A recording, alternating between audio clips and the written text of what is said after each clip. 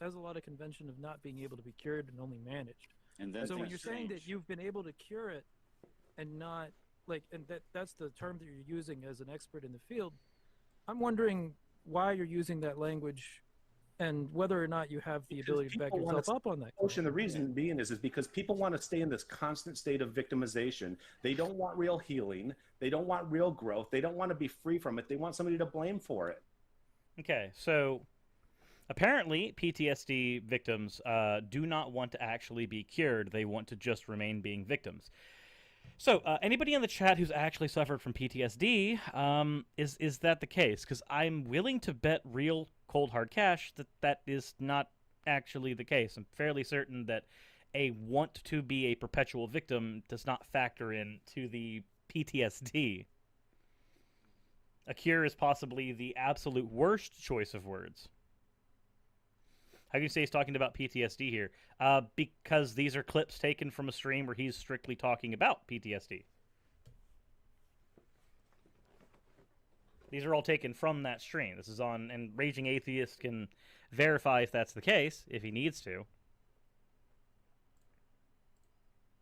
But, moving to the next clip that we have. You probably shouldn't be using words like cure without having that kind of backup yet. Because it would be an unknown. It's just anytime anyone wants to sit down and talk about what they're dealing with. If somebody wants to have a one-on-one conversation, and I can take them through a teaching method and not a treatment method, then... A teaching method, not a treatment method. As if this is something that can just be learned. To be fair, when it comes to psychological issues like anxiety and depression and PTSD, there are some things that can be learned that allow you to cope with them, but that doesn't even get you to asymptomatic. And I can do those things without licensure or without being backed by the state's behavioral health board. So, there's a reason he says teaching method and not treatment method.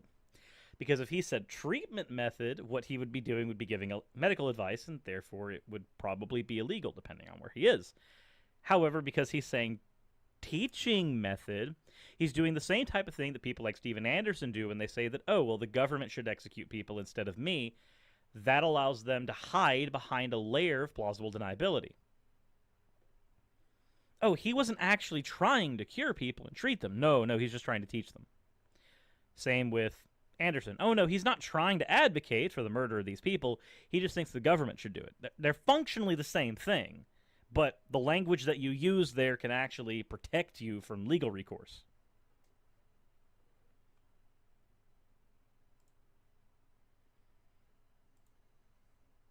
I'm more concerned about the word cure being used. Yeah, I would be a reverse on that one. How would you define cure? No longer has the symptoms. No longer. No. Cure does not mean asymptomatic. It does not mean no longer has the symptoms. Because if I take cold medicine today and I no longer have the symptoms of my cold, I am not cured of that cold. It means removing the source. Removing the source of those symptoms. Has the symptoms, they're not returning, right? Yes, because the therapy that I did when I was working in the behavioral health field for a year. For a single year. 1 year of experience. Knows more than any other medical professional, apparently.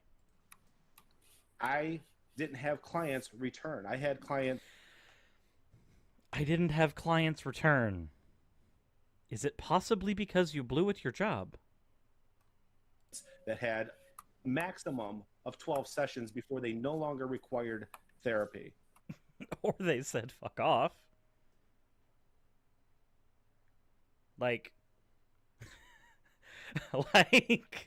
I'm sorry, but if your measure for cure for people is, oh, well, they didn't come back, they can come back for 1,000 reasons, one of which can be your treatment sucked and they said, fuck off.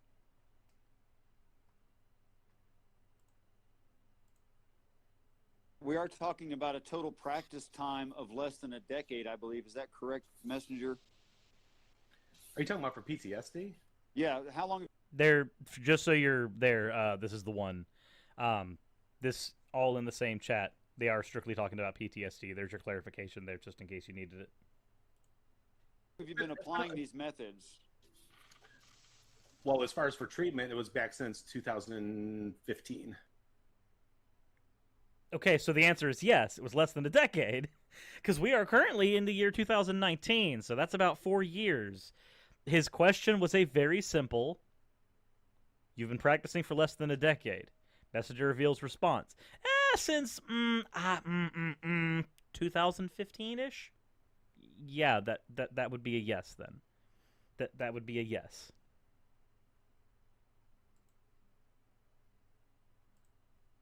I know schizophrenics that have been in remission for half a decade before. Well, schizophrenia is a very different disorder. It doesn't matter that it's a different disorder. The point is that we're dealing with two different mental conditions, and the fact that a medical condition, mental or otherwise, goes into remission does not mean that it's cured.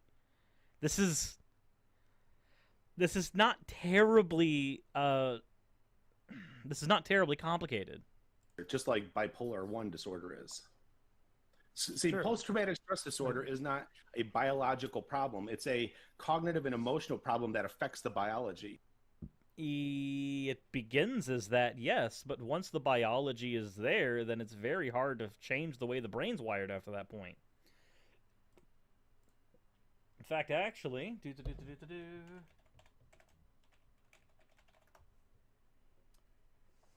okay, so with PTSD, the way that he's framing this is incorrect, because PTSD has biological, psychological, and social factors that affect its development. However, that is its development. That is how it begins. But once it sets in, there are factors that modulate the outcome in your neurobiological systems. That is a thing that is now biological. It has rewired that portion of your brain.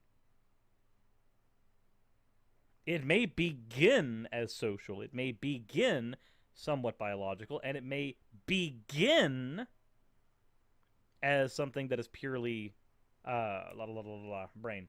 It may begin as something that is less biological and more mental and social, but the way it manifests later is definitely more biological after that point. This is why it's so hard to treat somebody who has PTSD, because it's not a matter of just saying, "Hey, when you hear the fireworks outside," that wonderful episode for July 4th. You hear the fireworks outside. It's not gunshots. Don't worry, it's okay. That doesn't work. that doesn't actually work. But he's been practicing for he's been treating people for a year and practicing for 4, so he must know better than all the people in all the land, everyone. And then of course we have Drag with his clapback. Because you mentioned this earlier, if he had something, I don't know, peer reviewed and published, you would make time to read it, correct? Absolutely, 100%. So if you want to send me something to read, I'd read it, absolutely. So my question is, so if what he's saying is so efficacious, why can't we just simply read about it? In peer review, just like I would go and read anything in my field. Yeah, because I just don't even get what it is. Yeah, that's what I've I still know. not heard an answer to that, because I heard the other gentleman ask it, and then you came in asking about it, and I've still not heard a solid reason why. I never once claimed that it was peer reviewed. Well, that's why I'm asking why not. That's essentially what I'm asking. Because I didn't want to make time to do it at this point. Okay, hold on a second, buddy. Hold on. Let me just... This is so important, and you think it can help so many people. It can help everyone in the world, and it's your cure for PTSD. But when pressed on why you have not submitted your research for peer review, I just didn't have the time. I just didn't feel like it yet. Said no legitimate researcher ever. Ever! Let's do it again. A rewind was requested. Reason why. I never once claimed that it was peer reviewed. Well, that's why I'm asking why not. That's essentially what I'm asking. Because I didn't want to make time to do it at this point. I didn't want to make time to do it at this point. He didn't want to make time to do it at this point. Of course, we know the real reason why. He can hide behind laziness, and I'm not doubting that that is, in fact, a factor here. But if we are 110% honest with the actual reasons behind this, I can only assume that the factors that are actually at play are that he knows that if he submitted his work in for peer review, it would be ripped apart. It would be absolutely destroyed by the peer review process. Because they would find that his findings are inconsistent and cannot be repeatable and require things that are not scientific, like falling into theism for fixing mental disorders. That doesn't work. Theism, or even religious belief, can help a mental issue. It can also make it much worse. It's a two-edged sword. There are just as many people who manage to prevent themselves from harming themselves by falling into a religion and falling into those rituals, as there are people who, through being in that religion, have exacerbated their mental problems. It's not a cure. It's a two-edged sword, and it can manifest both ways, which would mean it's completely useless for this particular purpose.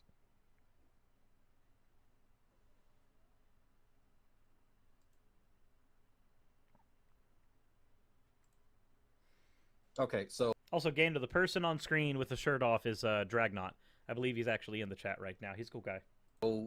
you're purporting that you have these this system that is more efficacious than what you perceive to be the standard in the field, but you don't want to make time to actually put it through its paces and produce something that could potentially revolutionize the field and actually help patients and, by your words, cure the same thing that I just what's said. actually happening. It would, because it's a universal model for human behavior, which does not exist out in the field right now. Okay. So, you admit that it would help, but you still don't want to submit it for peer review? So then that still doesn't give me a reason as to really why you would not publish it, so that people like Shannon and others who are curious, that they can look at it and go, oh, okay, sure, I see exactly what he's talking about. The simple answer is this, and nobody's going to like it. The simple answer is this. If you guys understood, and the world understands how and why we act the way we do, there's going to be people in positions of power and authority that abuse it.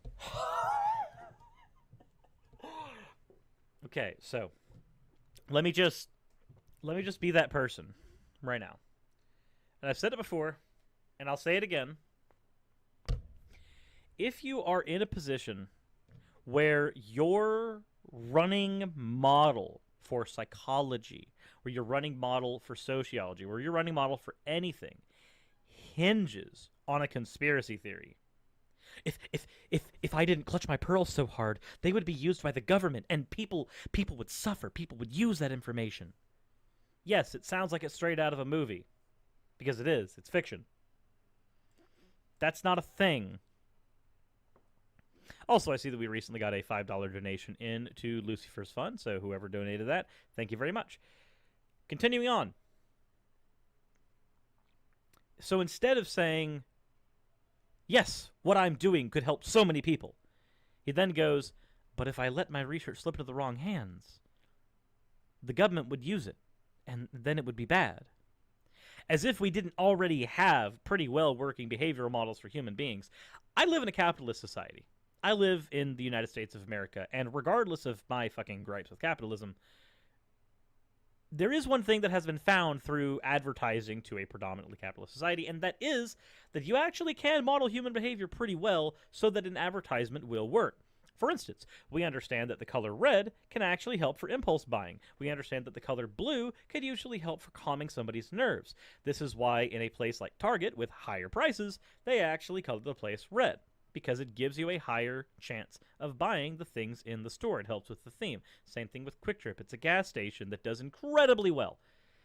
They actually can pay their people pretty well as a result. But then you have a place like Walmart, that colors their place blue because the prices are lower, so they want you to stick around and buy more. These are standard things in marketing psychology. This is something that you will get if you go into a business class and you learn marketing in a business class. These are things that you will learn very early on. The importance of using color in your advertising. These are all things that have to do with a model we have of human psychology that is, as he claims his is and others aren't, somewhat universal.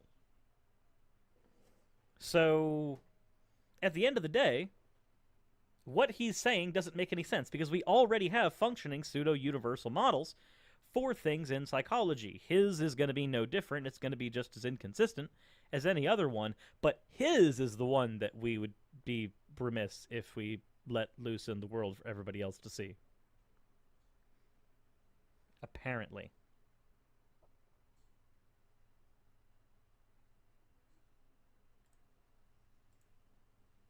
The biggest problem with military members suffering from PTSD is not what they go through in the war, but what their preparation and before they go to it. Okay. Because here's the thing. Let me finish. Sure. If I took military members through a training course for 12 weeks, very few would ever come back with PTSD. But have you done so? That's the question. The real issue here is that everything you're saying is purely theoretical. It is all guesswork. You have not submitted your stuff for peer review. You have not submitted it and put it through its paces. And for you to claim that the only thing between a service member of the United States military and PTSD, which is a crippling thing that leads to suicide, is you and your method that you refuse to give to the world, then you're a fucking asshole. That's what that boils down to. You're a fucking asshole. Because PTSD is one of the more debilitating things that happens outside of, losing limbs that you can get in the military. Again, it's July 4th right now. Luckily, we're out in the country, and we have a ex-service member, who does have PTSD. Fireworks trigger gunshot thoughts in their head. They live in the same house as us. Luckily, we live out in the country, where we're not going to actually have to worry about that so much. But were we a little more inland, we'd hear a lot more fireworks tonight, and there would be probably locking them in my office because my office is soundproofed, mostly. So, when I'm seeing something like this, the only thing I can really think is that we have a couple of scenarios. Either A, you're lying. B, you are so heavily mired in conspiracy theory that...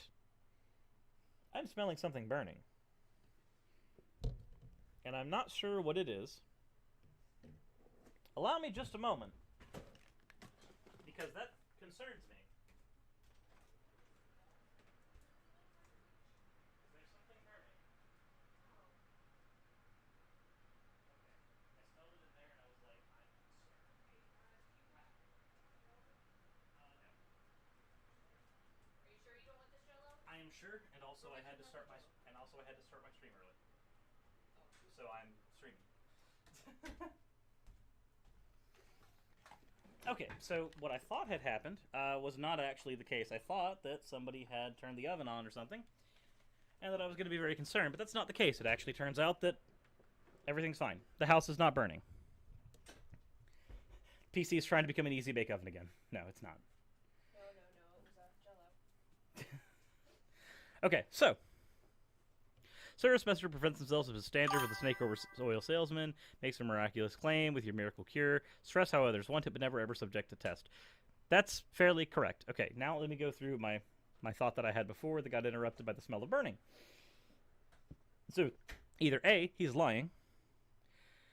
B, he's thoroughly convinced, and he's actually honest, that his conspiracy theory is the one thing preventing him from trying to help people.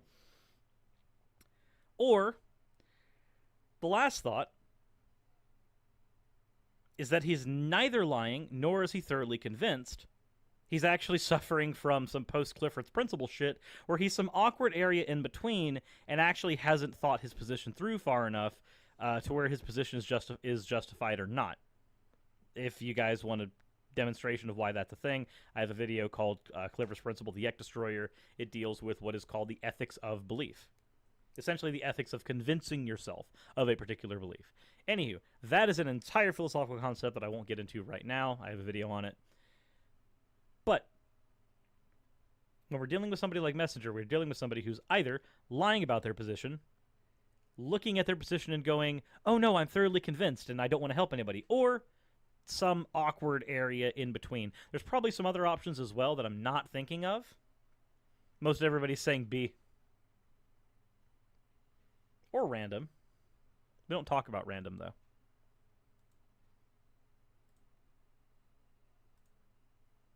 You just asked me if I would give up an hour of my time once a week for a month to have conversations with you privately about it.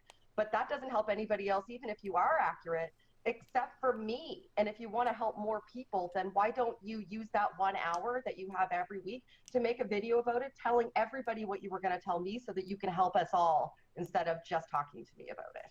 Let me ask you one question, because I know you've ran across me in the past. You've seen my channel and you've seen me pop up. Have you been to my channel? Actually, I think I went on your channel once. Okay. A while ago, you were talking Did to you see somebody. anything out there about freedom from anxiety, freedom from depression, freedom from stress? I don't think so. You were talking. I mean, insofar as a cult leader would advertise the same thing, sure. I would love to do a breakdown of things on Messenger Reveal's channel, but all of his stuff is freaking 40 minutes to an hour long, and it makes it really hard to take any of that and try to turn that into a video. Even trying to turn that into a live stream is difficult. Talking to another dude, and it was about a month ago the only time I saw it, and it was like a 2-hour long hangout. My channel's filled with an unplugged series that addresses a lot of these individual issues. Where do you direct me so I can watch it? The Messenger Reveal. No, I know that, but which playlist lays out your unplug from worldly thinking? Okay, so that's unplug from worldly thinking. That is your okay. So it's purely theistic, because that is a transcendent thought process that comes from theism. Okay, Shannon in the chat. I'm sorry, Shannon. We are subjecting everybody to what you were subjected to when Messenger Reveal subjected himself to Raging Atheist channel. Series will lay out your clinical plan to be able to cure people from this. For a foundation of it, but if yeah, absolutely. Let me finish. Yeah, I want to know this. Yeah. And the only other teaching I would say, and again, it has a very how I link it to Christianity is atheist rationale with the that's fun. Is the secrets of the kingdom, the heart, is where I get into how and why we are the way we are. The secrets of the kingdom, the heart. Okay. So, since we know that A, he thinks that he can help all military veterans never suffer from PTSD, the one thing that a cat was thrown at me. Since he apparently thinks that the one thing between PTSD and military members is literally just his methods that he refuses to use, we also have a series that he wants us to watch. That's the only other one that deviates. I would say if you want to look at something in the Secrets of the Kingdom teaching, the heart was the one where I addressed human behavior. What's the secrets of the kingdom? So where do I go to find out how I can cure mental health issues? Is that series will tell me how to cure mental health issues? I think the heart issue would give you the closest thing, especially part 2. Could you give me a synopsis? See, when I think of again, it comes down to biological healthiness, cognitive empowerment, experiential healing, and emotion management. Okay, so when I think of the kingdom, there's 2 things that come to mind. One is obviously Kingdom Hearts. That's the go-to joke. Second one would be this lovely little series from Garthenix called The Keys to the Kingdom, which is a wonderful book series. But I know it's not what he's talking about. Also, this is the convenience of having a bookshelf next to me where I know where things are. But, point being, also, if anybody's actually, read Keys to the Kingdom, it's good. Please do so. Please do so. Is it a Christian book series? No. Keys, Garthenix is not a Christian-themed author. Keys to the Kingdom is a... Imagine the same kind of dealio behind like Chronicles of Narnia, where there's a separate world that you go into, but also imagine that the world is literally afflicted with the 7 deadly sins, and each master of a particular quadrant of that world is afflicted with one of those to the nth degree. For instance, Wrath has an entirely like fascistic, militarized society. Gluttony has one where everybody eats themselves straight up to death. Like it's a decent series. It's also a little dark. And the only biblical references in there are, you know, insofar as the 7 deadly sins are biblical in origin. But by that, the Devil May Cry series is also biblical, and so is Full Metal Alchemist.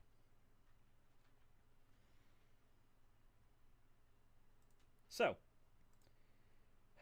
that is it for that. But we've got more. So he mentioned the Kingdom of the Heart revealed. So let's take a look at that real quick. Also, I'd like to thank the Atheist Rationale for cutting this all up for me, because he is a wonderful person for doing so.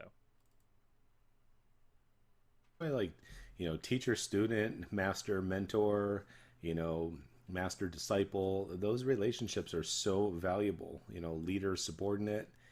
And you know, it's important for the people in those roles to really embrace those things and pass on the torch and pass on the wisdom and pass on the information, and for the gifts that we do have, because, you know, nobody, I always say, nobody figures out anything on their own. Everything you have has been given or observed through something or someone else. Right. And I think a lot of people in the worldly way of thinking just don't realize that. I think that people who do have purely worldly thinking realize that. I recognize that my knowledge was gotten from people who wrote it down themselves, and the only thing that's allowed me to maintain that is my own shoddy memory. I recognize that if I'm dealing with something like psychology, I'm not going to be the best person to go to for it, but I can ask Shannon. I recognize that if I'm dealing with sociology, I'm not the best person to go for, but I can obtain that knowledge from someone like Callan. So it doesn't necessarily matter that people acquire their knowledge from other sources. On top of that, I think most people who are in the world, who are worldly, as it were, recognize that that is how they obtain their knowledge, because we don't have things like revelation as a means of knowledge acquisition. You know, much like Paul thought that he acquired his knowledge of the Gospels from. He acquired it all through revelation, and thus gained his knowledge, even though we have no demonstration that anything that he knew was different than anything that had been written down or vocal at that point. So when we're looking at something like this, the only thing I can really pull from that is that it's just a flat-out misrepresentation of how people act in the world.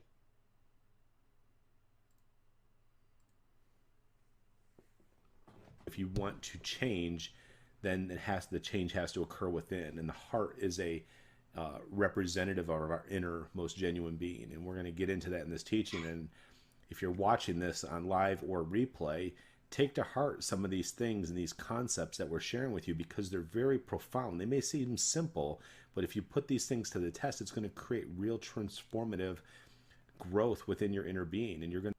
Yeah, this literally just sounds like an advertisement for a cult. Like, I'm not claiming that Messenger Reveals is a cult leader. I don't think he is. But, like, this literally sounds like the language I would expect from somebody trying to convince someone to join their cult. And yes, Jack and Quill, he just went full lobster. They need to understand that there are hierarchies in the world, and those hierarchies are very important. Master, student, lobstered kelp, they're all incredibly important, and they all demonstrate hierarchy, and specifically, they are patriarchal hierarchy, because as we know, order, in the way that I am saying, it can only be maintained through masculine means. And then, of course, there's always the chaotic means of trying to order the world, but that doesn't work at all. That's feminine. Femininity is chaos. This is something that I understood from reading lots of Carl Jung and Dostoevsky. And even though Crime and Punishment and Carl Jung are not actually experts in any type of psychology, I will defer to them as if they are Jesus Lord himself. Sorry, whenever Jordan Peterson's brought up, I feel like I have to.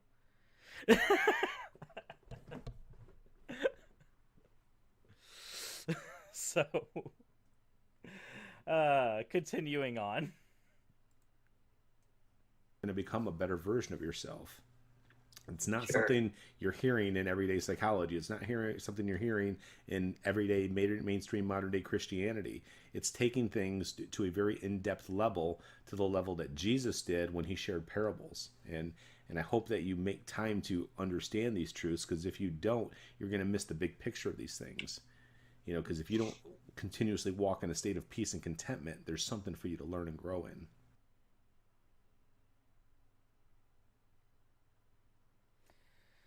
Okay, so there wasn't really anything else there except for him paralleling himself to Jesus in a way, but that's not terribly important here. Crystal Wisp with the $5. I'm a nursing student. We take an oath to help people. He doesn't know a dang thing about psychology. Also, I hope your veteran friend is doing okay. We will see tonight, but we will do everything in our power to make sure she's all right. I'm imagining the Amanding show bring out the dancing lobsters.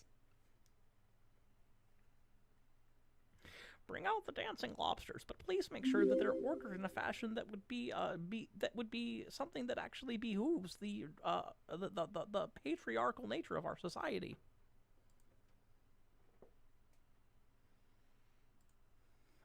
Just want to clarify is when people say I'll put my laws in their minds and hearts, they think that they're giving them a checklist of do's and don'ts, and that's the mistake, because the laws are healthy behaviors.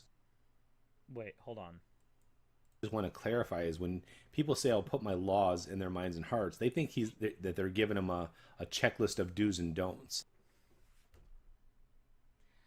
Are you sure you understand what a law is? Because last I checked, the laws are literally checklists of do's and don'ts. Doing is following the law, and the things you don't want to do is not follow the law, and when you don't follow the law, then there's punishments for it. Like, that just sounds like wow, my brain just fried. No, like, the law is seriously just a checklist of that. Like, if I looked at all the things that were illegal in my state, that would be a checklist of things to not do.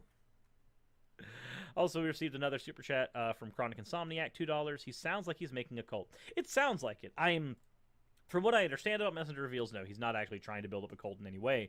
But he is most certainly using a lot of the language, and that's the thing that scares me. That's the thing that bothers me, because that language, when you're using language that is ascribed to cult-like language, something that Stephen Hassan would recognize as a blip on the byte model. The reason that we see those things as cult-like, and the reason we see them as negative, is because they are only used for one thing, that is a method of control. And because they're used to control a group of people, this is how you can get a group of people to organize around a singular idea, creating something that can mimic what we now know as a cult, or it could even evolve into a cult, and then we can get societies built around it that take themselves out of the freaking United States, and then as soon as that happens, we have Jonestown. But, you know, we're not going to talk about that. I'm not saying that Messenger Reveals is trying to create Jonestown, but I am saying that the language is really, really similar, and that's kind of a red flag for me. And that's the mistake, because the laws are healthy behaviors. You know, the examples or the right thing to do. Yes, and you should do those healthy behaviors, and if you don't, everything else would be considered something you should not do. This is the same thing as a do and do not checklist. And when he's saying I'm putting my laws in their minds and hearts, he's putting his inner being, his spirit, within our heart, so that it is like him, and it's done through discipleship. People keep thinking that they're always going to get this magic Jesus or magic God download into their minds and hearts, and I'm sorry, but magic God download? Okay. I have my Bible right here. So, do I stick the Bible USB here? Do I stick it here? How do I download Jesus.exe? Is this how? Is it through some of this? Do I insert it in my desk? That didn't do anything. Sorry, I don't think that I get a Magic God download. Anywho, we do have more people in the chat, so I do want to go ahead and rehash this one more time. The donation that is over there, that is not for me. That is for a user named Lucifer, and she is a moderator on Mr. Atheist Discord. She reached out to me. She was one of the people who helped a lot with getting people's videos together for the We Deserve to Live video. But she had a situation happen with the billing company, and so now she is stuck in a situation where her and her husband are either going to get evicted or the bills are going to get paid. So that donation thing over there is so that she can get her bills paid. So if you do plan on doing any donations during this stream, please donate to Lucy and not to me for this stream. Obviously, I'm not going to say no if you do donate to me, but I do not need it as much as they do right now. So please donate to them if you are planning on doing so. And if you can, also please take that link that's in the description. The link's in the description. Take that link and then paste it on Twitter or anywhere else that you can, so we can get more people that are in there, so that we can keep them in their house, because Jimmy needs his moderator, and that would be kind of sad if he lost. She's also not a bad person either. As Shannon said in the chat, she's an absolute gem. So, continuing on. But if you're not an apostle or a prophet, that's never going to happen. That's not the way that it works. That's why he said, go and make disciples of all nations. And we'll talk about that when we get into the importance of discipleship. Right. But in regard to this, it's about, usually there's a teacher and a student. Okay, this literally sounds like, if you want to cure your PTSD, all you need is submit yourself to the patriarchy. You need to understand that when you are having chaos, PTSD is chaos in the mind. It is the mind becoming feminine. You need masculine order in order to prevent that. Discipleship for many nations will prevent them all from suffering severe psychological disorders. That's what that sounds like to me. Or a mentor and a mentee, or a master and an apprentice, or a master and a disciple, however you want to look at it. But it's about learning and growing from those who have gained what you still don't have. And so when he's saying, I'm going to put my law in their minds and hearts, he's going to put something in your inner being that can't break the law. It's an authentic change within you to where you don't have the desire to sin. You don't have the desire to be cruel or mean. You don't have the desire to break the law. You don't have the desire to harm other people, because what's inside you is good, healthy, and whole. You know, it's another way to prevent people from having the desires to do all those things? Full frontal lobotomies. But we don't advocate for those. Just saying.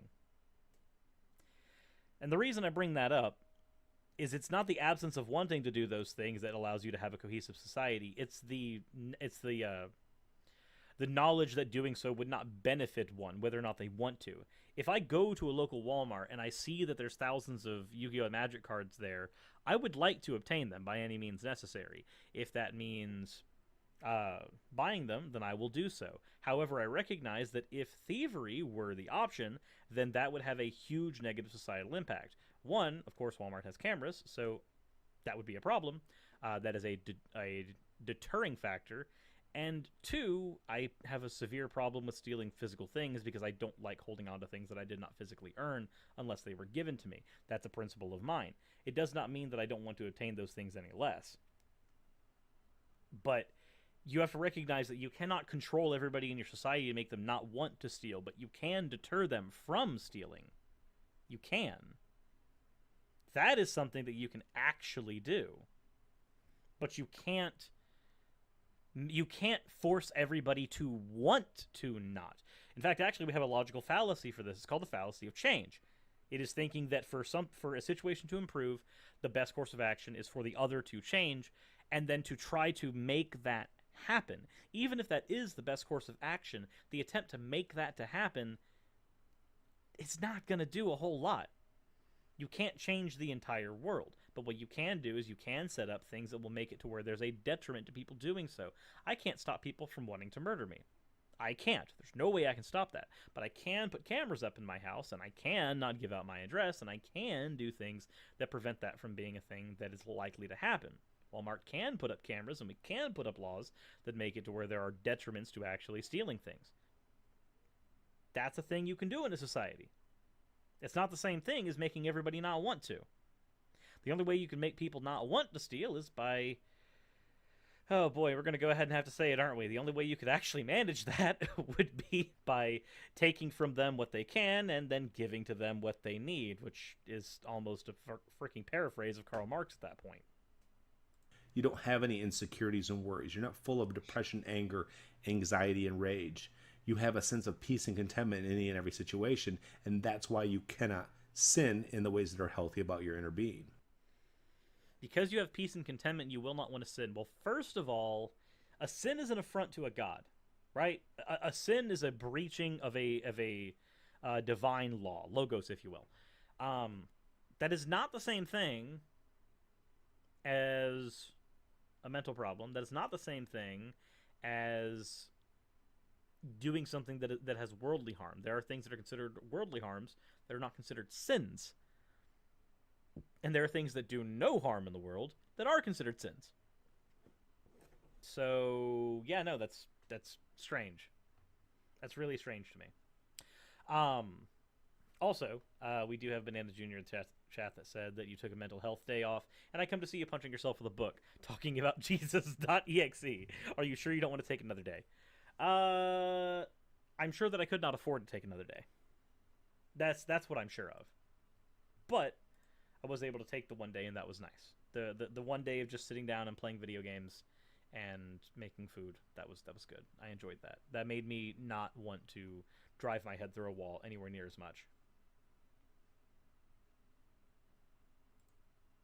So, that is all we have for the Kingdom of the Heart. But you do have a few more things here.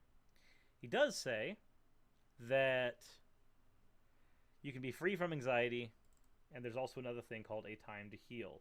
So let's go ahead and take a look at what he says about time to heal. If they aren't, or at least related to the channel. Right, I agree. For people who are watching on replay, don't use another person's video as a platform to share your own propaganda.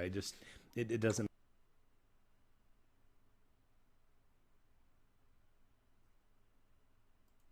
Excuse me, what? Try that again. If they aren't, or at least related to the channel. Right, I agree. For people who are watching on replay, don't use another person's video as a platform to share your own propaganda. I agree. For people who are watching on replay, don't use another person's video as a platform to share your own propaganda. Use another person's video as a platform to share your own propaganda. Don't use another person's video as a platform to share your own propaganda.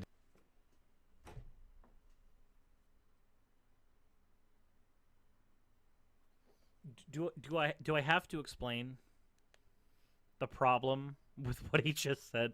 Do I have to get into it? Do I have to go into the minutia? Or is that a thing that we can just accept as bullshit and move on? I think we do. I think. What was that? What was that information again? What was it? Play. Don't use another person's video as a platform to share your own propaganda.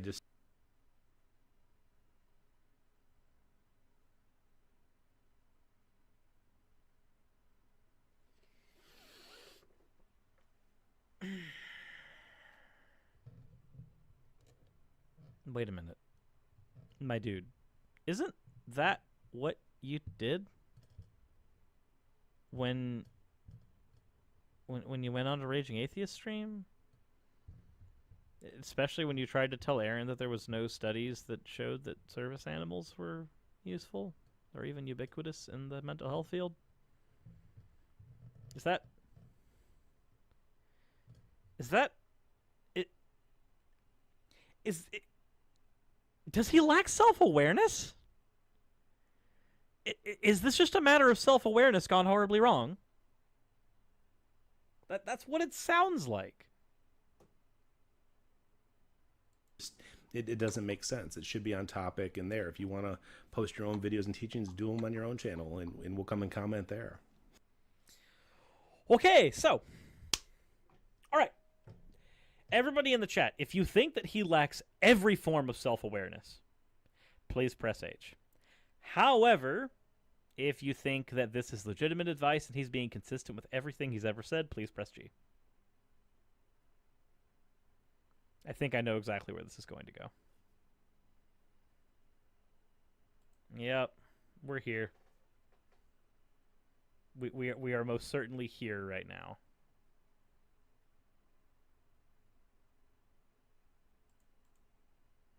We're also here. And here.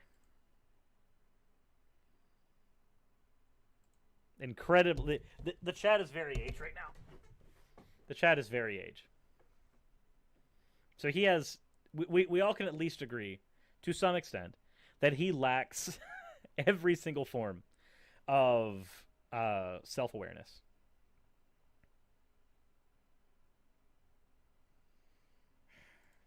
What else do we have here? Supernatural healing. It's impacting their ability to think and reason, their ability to feel. And so many people want to turn to supernatural healing, and I'm not opposed to supernatural healing if you indeed have that type of gift and faith. But it takes two things. One, the person has to have the faith and ability to heal in that way. Number two, you have to have a trust and confidence and faith that they have the... Wait a minute. Wait a goddamn minute. Hold on. This slide that he has here, can you guys read it? Can you guys read this slide? That says chemical healing.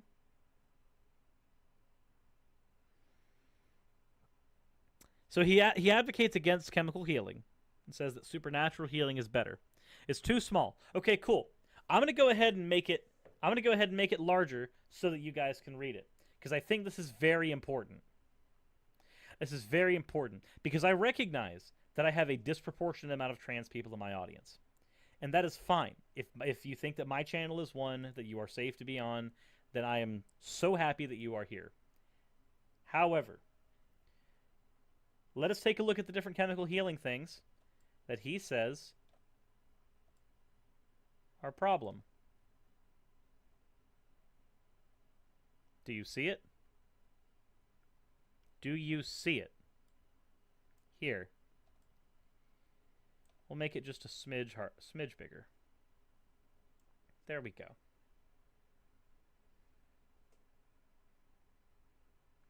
So, I recognize that we've got the antipsychotics, antidepressants, mood stabilizers, sedatives, stimulants, etc. there, but I want everybody to take a look at the fact that the first thing he's against is HRT.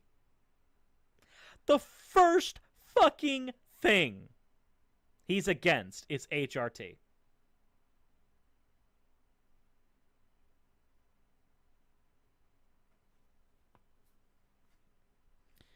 So, I have a very decent amount of trans friends, and I have a decently high amount of people in my audience who are trans. So, when I see something like this, it actually gets me very angry, and the only reason that you guys aren't seeing the full extent of that anger is because I am on a camera currently. And I would rather not show that. I've showed it a few times in other videos, that it's not very becoming. It's not a good look. Shannon says, I think I need to come on with you next time. Shannon, are you free? I am more than happy to go ahead and invite you on. Are you free right now, or are you working? Because if you're free, I can go ahead and make a spot for you right in here. And I would love to have you on. But I know that around this time you're usually also working. Okay, yeah, that's fair. Yeah, if you're working, there's not much that can be done about that. But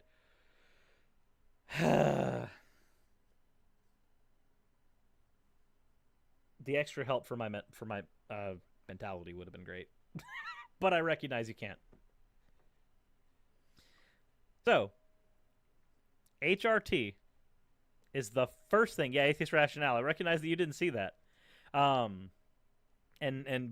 I saw that very quickly, and my freaking transphobia sensor went off the fucking rocker. Okay, so if there was any question as to whether or not Messenger Reveals was transphobic, which I recognize was not a question that we actually had before, it was not something that we had been considering, but now that it's there, I don't think we even have that question. There's no reason There's no reason for us to even question it. It's right fucking there on his slide. Continuing on. The ability to do that. So when you say, just let me pray over you, gee, God, if it be your will, let's heal this thing that's been impairing you, that's a prayer offered without faith. That's a prayer offered in doubt. Not sure. Maybe he'll do it, maybe he won't. Yeah, like every prayer that ever exists. You don't offer a prayer knowing that you're going to get a positive result. You offer a prayer thinking that it's going to be either yes, no, or later, or maybe. Like, that's functionally no different. Also, we do have... I need to go ahead and open up this. We do have something that has been submitted by Tempo Robinson for the fan art. Because, of course, the first fan art that we received today is Rule 63 Furry Service. Because what else would have been submitted? Let's be fair. What really would have been different? What do you expect of this channel? We also have a $1 from Goodbye. Well, hello, Goodbye. I know that you say goodbye, but I say hello.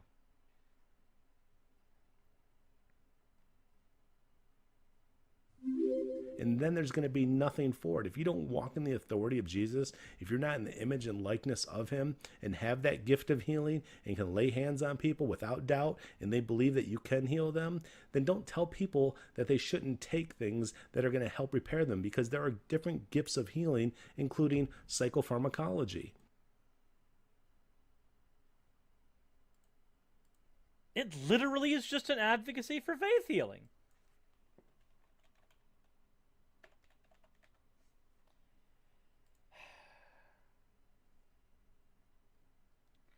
So, psychopharmacology, for those who don't know, like I didn't know until I looked up the word, that's just the use of drugs in order to help the mental state of a person. And what I'm hearing, though, is he's trying to say that faith healing is equivalent to psychopharmacology, or to using actual, like, evidential things to treat illnesses, mental or otherwise.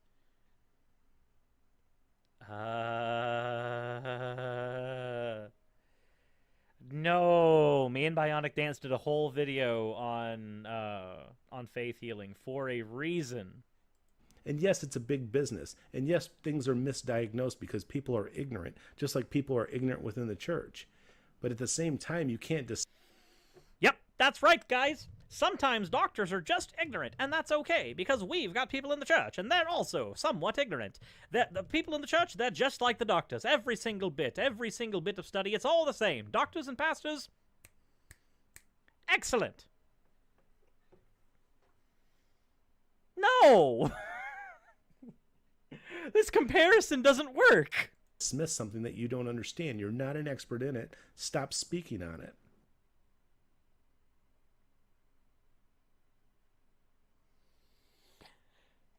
Cyrus, his method is capable of determining the truth of anything, so of course he has made some kind of determination on trans people that no longer requires HRT. Yeah, I'm fairly certain that his actual method for dealing with trans people, regardless of anyone's personal views on it, is probably going to be something like telling them that, oh, they're not broken, God made them the way that they needed to be, and then would just tell them that, no, you just have to really affirm your stance as who you are and learn your place in the world. Which can work equally well with having your place in the world as a dude or as a girl or practically anything in between.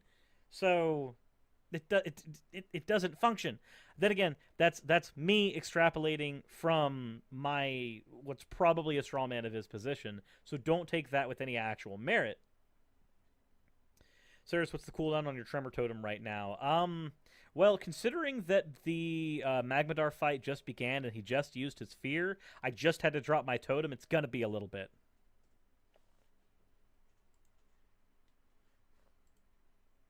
Yeah, I mean, a lot of the antidepressants, it says may increase thoughts of suicide and increase thoughts of suicide because as it's trying to sit there and get you out of a level of depression by calming you, you could also develop a level of apathy and carelessness. So usually it's apathetic, viewpoint that leads to suicidal ideation, not just the depression itself, but to the point where despair and hopelessness are there and they check out. So as you brought down the feelings of sorrow and where people are just, crying and unhappy and miserable and hate life, it gets. Wait, is that what he thinks depression is? Because I know many people who suffer from depression who don't actually cry at any point. They literally are just somber and apathetic at all times due to the depression. Some antidepressants can stop manic episodes as well, and so that they seem a lot more chill. And yes, there is sometimes a chance of thoughts of suicide coming as a result, but those chances also existed with the depression in general. So what actual point is he trying to make here? Gets to a point where life becomes it can become apathetic and hopeless. I know nihilists who don't think that things are hopeless. What? And things can't just be with medication. There should also be some level of counseling or discipleship that goes hand in hand with it. Wait. God damn it. Are we going to have to Jordan Peterson this every single time that he makes a stupid claim? Is that a thing?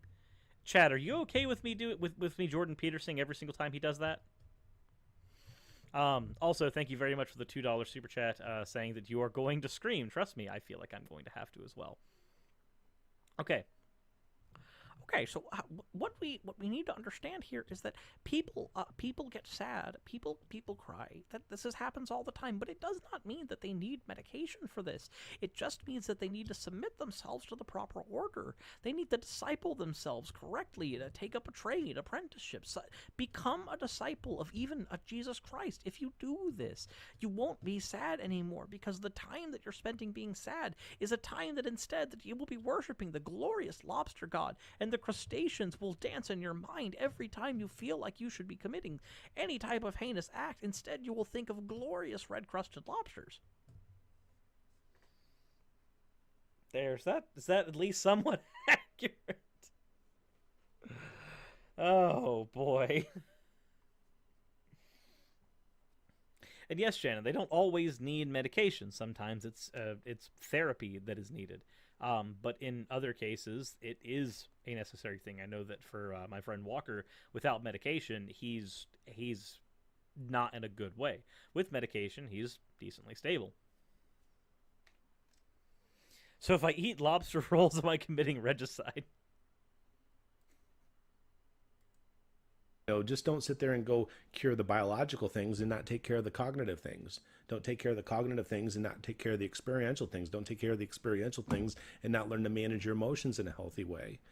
They all have to go hand in hand together. And I saw that Daniel put in there that he stopped taking his insulin and his diabetes went away. And that's awesome.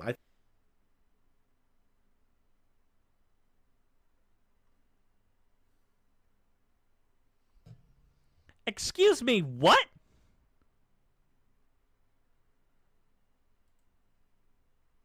Wait. That he stopped taking his insulin and his diabetes went away.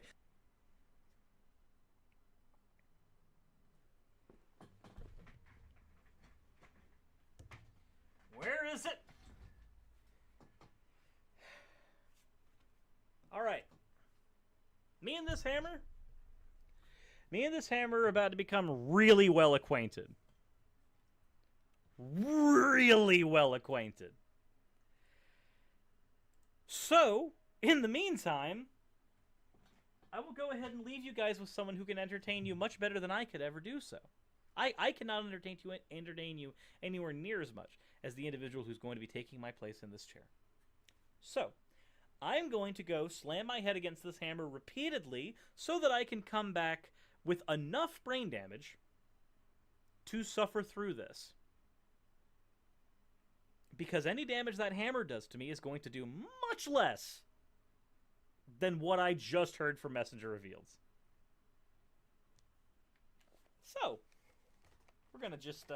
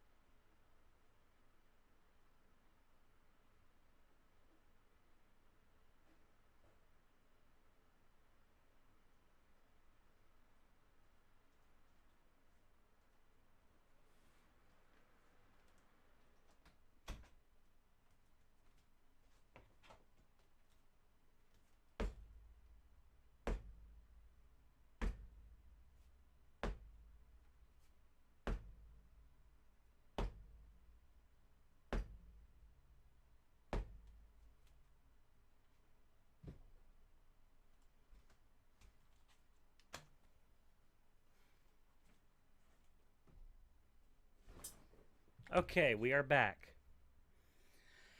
And I only want to die a little less now. It was for the stream. Hello? What the fuck happened? Do you want me to repeat what Messenger Reveal said so you can understand why? Yes. Sure. And Daniel in the chat just said that he stopped taking his insulin and then his diabetes went away. That's awesome.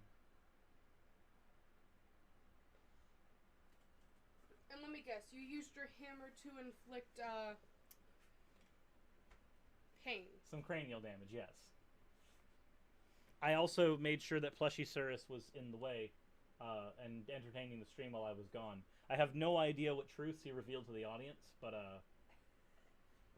Hi guys, it's me. Raz is here, and I'm slowly dying on the inside. I think He gonna suck on that good yogurt. I need yogurt to make me not feel like I want to die now.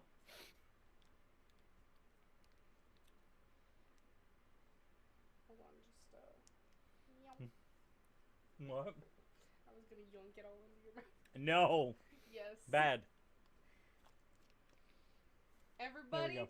everybody, a commemorative suck in the chat with 2 C's for Oh my this thick boy, okay? Remember, S-U-C-C, suck for the thick with 2 C boy.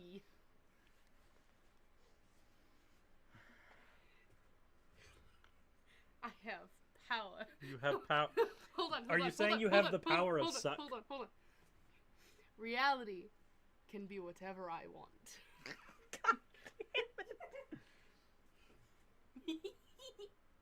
I love you. Big suck. Thick suck. Now that I've officially ruined this stream, I'm out. Is this where you do your ceremonial dab?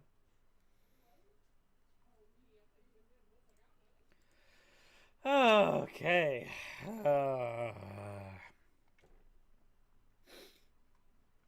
Well, I'm out of yogurt now. But it's given me the willpower to continue with this. So let's do so.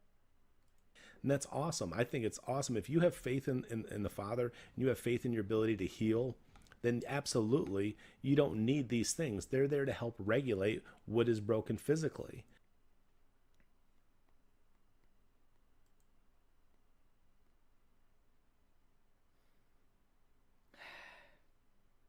So if you have the power of belief, you have the power of faith to be able to heal, then absolutely take advantage of that. But not everybody are healers, and not everybody has that level of faith. All right, we're going to go bit by bit on why this is a problem. For anybody who doesn't already know the problems with faith healing, like the whole fucking intercessory prayer shit with the Templeton Foundation, all that fun stuff, we're going to do a crash course on why faith healing is immoral. All right? Let's go. We're going to do some learning today. All right.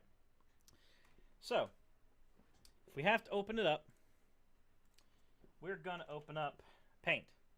This requires a diagram. Is everybody okay with the diagram? Does everybody want some diagram in their life? Because I'm willing to provide some diagram on why faith healing is a problem. And it has to do with abuse. It has everything to do with abuse. Okay? So it's time. It's time. Let's go ahead and have this ready and set up so that we can understand the problems at play here. All right? So, here's the people involved in the faith healing process, right? And then we're also going to, or the people involved in the healing process as far as he's concerned. So there's either you, God, doctor. These are the three people involved in the healing process according to fucking Messenger Reveals. All right? Cool. Now that we've got that out of the way, where is my actual... Okay, I would like my tool that allows me to do the draw. Please, tool that allows me to do the draw. Where are you? Here we go. Okay, cool. So, when you are trying to receive healing, you appeal to the doctor. The doctor is going to prescribe you something to try to cure you. So the doctor is going to come back to you and try to cure you. If the cure doesn't work, whose fault is it? Well, there's two options, or three options. Either you didn't do the medication correctly, but if you're following instructions, then that's the case. Within reason, within your control, you are following the instructions. So it's either going to fall under circumstance, way over here, or it's going to fall under the doctor. These are the people who can possibly be to blame for you not getting cured, right? Or you not getting correct treatment. So, let's talk about faith healing. Faith healing, you're appealing to God so that God will cure you, right? We got our circle the same way we did with the doctor. So, faith healing. If you get cured, it's one of two things, just like with the doctor. Also, if you're doing everything right, it's one of two things. With the doctor, it was either the doctor or it was circumstance that caused you to not get cured, right? So with faith healing, it is either God, because God did not want you to be healed, which leads into questions of why he did not want you to be healed, possibly sin, or it's you, because you didn't believe hard enough. So let's say you've got cancer. Victim's got cancer. So you have cancer. And you are a victim of cancer. You have cancer. Cancer wants to kill you. With faith healing, where did this cancer come from? It could either have come from actions you made, or God gave it to you. But that's just a separate thing. That's a separate issue. That has nothing to do with the problem. We admit, though, that you are a victim of cancer. Is this something that is acceptable? You are suffering from cancer. You are a victim from cancer. Okay? So, the cancer could come from circumstance, could come from God, etc. The source of the cancer doesn't matter. What matters here is the fact that if the cancer isn't cured, or the sickness of any kind is not cured, the two people at play when it comes to faith healing are you and God. So the only two people who could be blamed for you not being cured are you and God. But blaming God would be considered a blasphemy, would it not? So the only person who can be blamed when you are a victim is you. If the faith healing doesn't work, the only person who can truly be blamed is you. Now, is everybody here perfectly familiar with the problems with victim blaming when it comes to abuse? Because all of those problems present themselves here. It ultimately ends in victim blaming.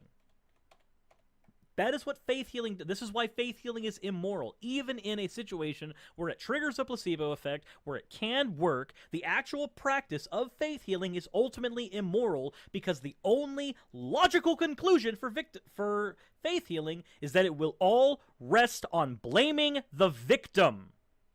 All of it. It is inherently abusive. In every way, shape, and form. And there is no escaping that. For somebody who claims that he doesn't want people to be victimized and talks about their victim mentality, he's advocating for something that can only ever lead to that. And that's the only logical conclusion.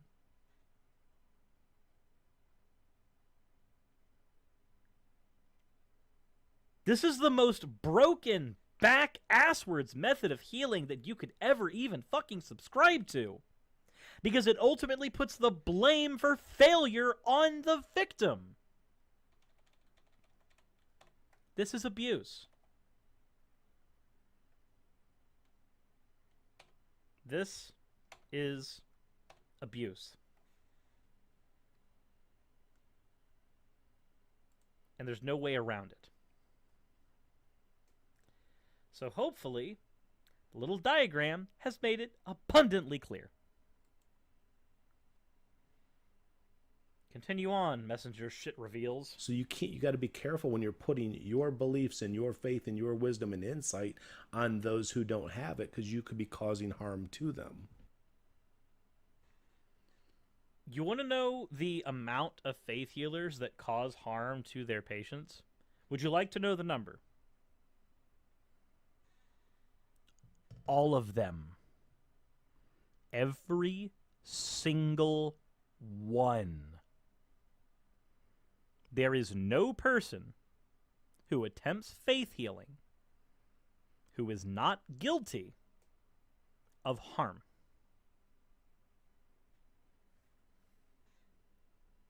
Because it is inherently abusive.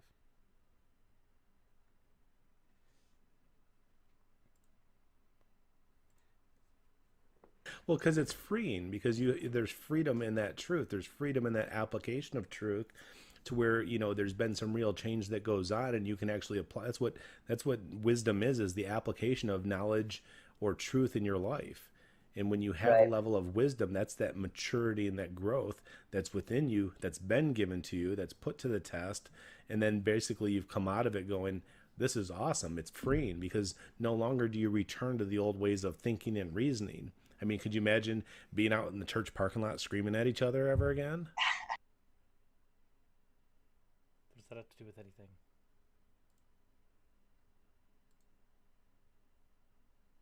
It's just a really brief example about Projecting. exactly like abuse, and that's, I don't think Don't you fucking talk about abuse. Don't you even try it. Don't you even try it. it's necessarily abuse, but it shows the point of like one person's going to see one thing more, I guess, abusive than another. You're one to talk about what's more abusive than another option.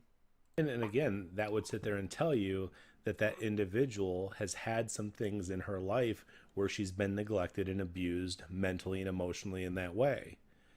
And so if it hasn't healed, that moment in interaction with you and Bree that was completely innocent because of the nature of your healthy relationship triggered something that was unhealthy within herself, because it's unhealed and it hasn't been dealt with, which is the whole point of going through this healing presentation and teaching. Wait, what happened between them that triggered her?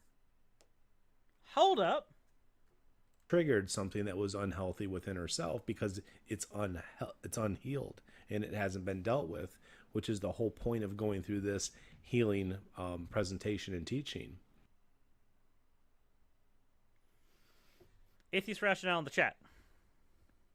You did cut this up, so I am curious.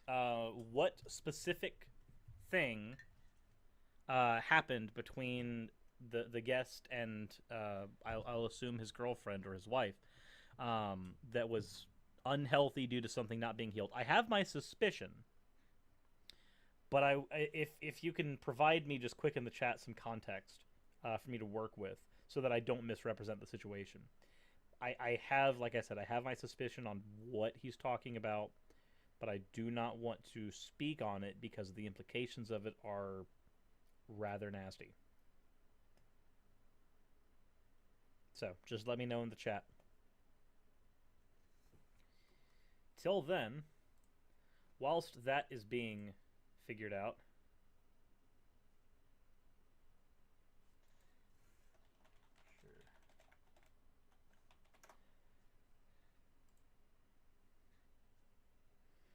positive thinking has led to cancer getting better, but it's not reliable. It can't really be used as usual treatment. And even then, the people should see a doctor. And even then, the faith healer played no role. Yep. He can fuck himself with rusty rakes. Frowns loudly. Oh, boy.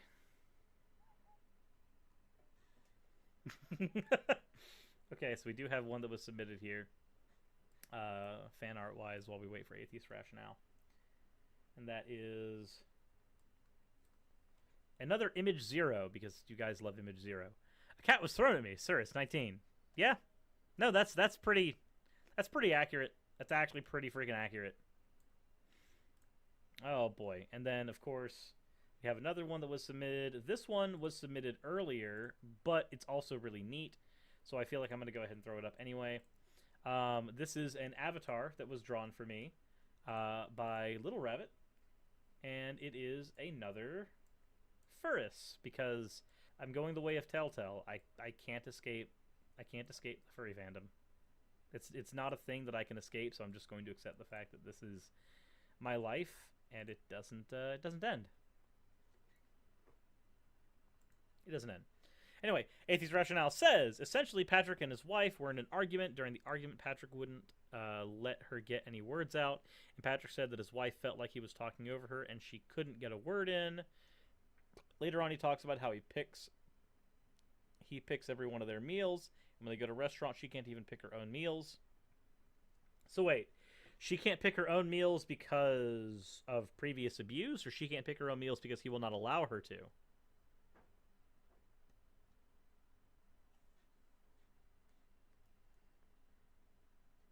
Depending on which one it is.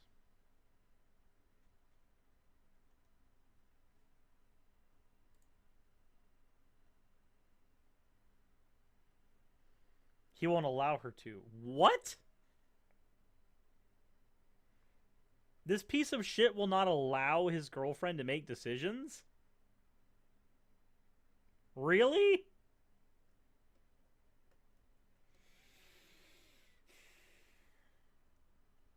Okay. It's because the man is supposed to lead, according to them? Yes, because if the woman were to choose the particular type of salad that she wanted when she goes to the actual restaurant, the entire restaurant would evolve into chaos, because the minute that a single decision is made, not without the influence of the masculine side, therefore the orderly side, the woman will actually cause the downfall of society, because it hinges on a very delicate principle of masculine superiority. Fuck this. Fuck this whole thing. Because if people don't learn to heal, then moments in time re-trigger, and it couldn't be, even if it's not directed towards them, they get triggered by things that happen to others. And so not only are they dealing with what had happened in their own past, all of a sudden they have this new moment and situation that's impressed on them. And then they get angry, upset, frustrated, vindictive. They could, become negative, and they could end relationships because they're unhealed within themselves. And obviously, if you see something that's triggering somebody, you don't want to keep pouring gasoline on the fire that's already blazing. But you can certainly say, hey, listen, I understand this is affecting you in this way. Just want to clarify, and even if you ask Bria, hey, Bria, if this is offensive, please let me know. And most likely it isn't, but having that dialogue can let them know, hey, you know what, we can have these type of interactions. It's not the same. Please let me know. And even if you ask Bria, hey, Bria, if this is offensive, please let me know. And most likely it isn't, but having that dialogue can let them know, hey, you know what, we can have these type of interactions. It's not the same. Yeah, this is kind of the principle behind exposure therapy, I guess, but still, it doesn't... That still makes it to where he's just glancing over the whole problem of the guy telling his girlfriend that she's not allowed to make decisions about food. And when you learn to look at people's hearts rather than what they're doing and their actions, behaviors, choices, decisions, and expressions, then you begin to try to look at the world through their viewpoint. So you see what they're doing, you see what they're saying or not saying, and instead of judging that external sin or deed, you start looking internally and going, what's causing it? What's the why? What's really going on with them biologically, cognitively, experientially, and emotionally? And that's what empathy is the ability to look at the world through another person's heart. And if you haven't developed that skill, that's probably one of your problems why you're angry and bitter and resentful, or you're anxious and depressed. Or they can't. You are familiar with ASPD, correct? You're aware that ASPD literally means that the mirror neurons that are required to formulate a model in your mind that puts you in another person's shoes, you are aware that if you cannot actually form that model, you can't empathize. You can LARP empathizing, but you can't actually empathize because you lack the cognitive function that allows for it. That's... We used to call it psychopathy and sociopathy, but that's DSM-4. DSM-5 recognizes it as ASPD, associative or antisocial personality disorder, rather. And the antisocial part comes from the fact that they cannot empathize because the mirror neurons aren't working. Obviously, this happens to varying degrees, but Jesus, fuck. I don't know why I'm having fun with this compressed air. Practically everything is more fun than BGR is right now. Like, BGR is actually driving me up the wall.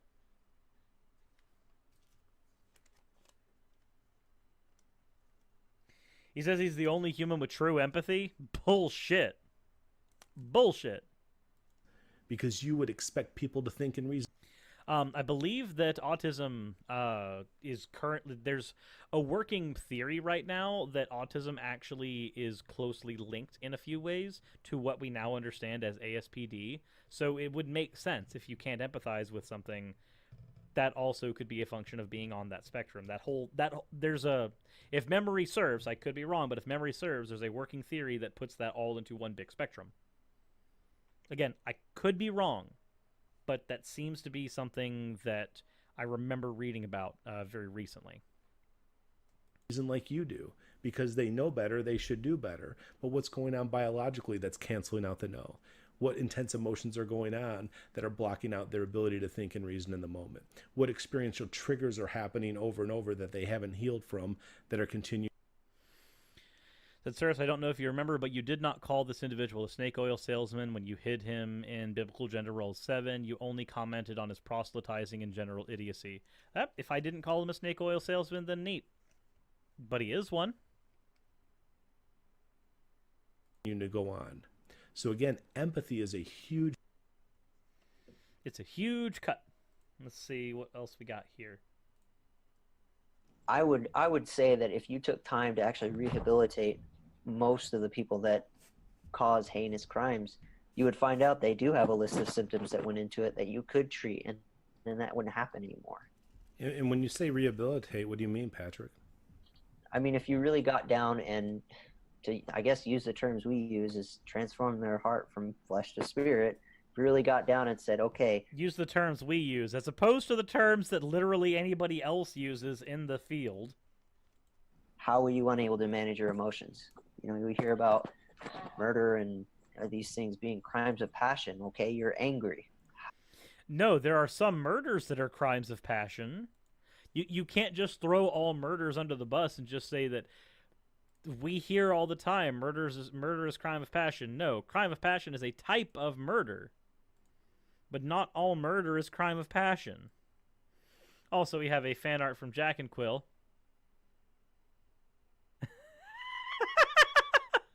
It's literally me slamming my head with the hammer while Plush Cirrus takes over.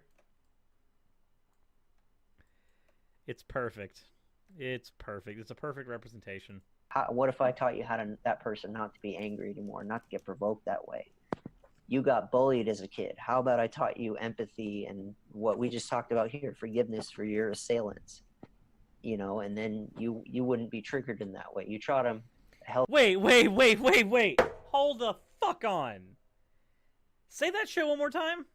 What we just talked about here, forgiveness for your assailants. You know, and then you wouldn't be triggered in that way. Buddy boy, buddy friendo. Asswipe who doesn't actually deserve my time, but you're on my stream anyway. You are aware that forgiving your assailant does not actually stop the trigger mechanism that leads to what we understand as a psychological trigger? You understand that, right? You can't just go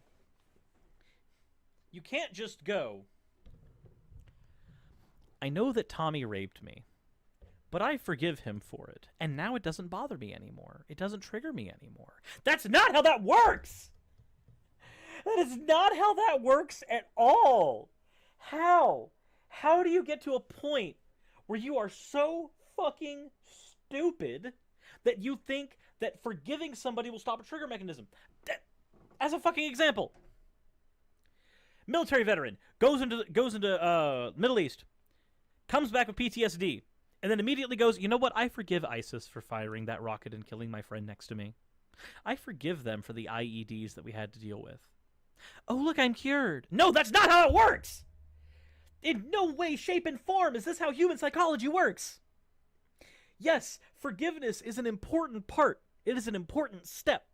But there is no point in time where you have gained the privilege of telling a victim that they must forgive their assailant.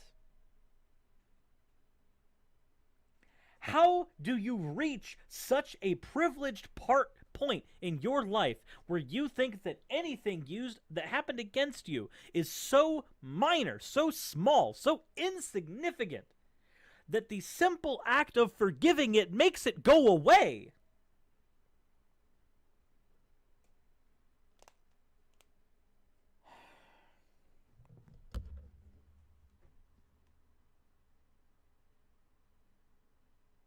How do you get to a point in your life where you think that this is okay?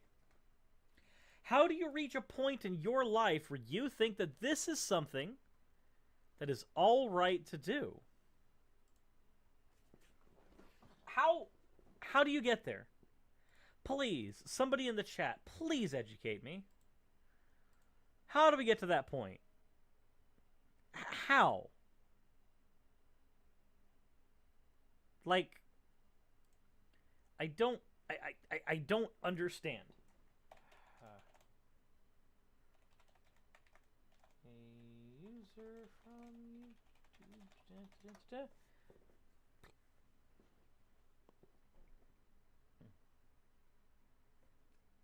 Forgiveness is important, but it is not the end-all be-all. It is not a magic cure-all for a trigger mechanism.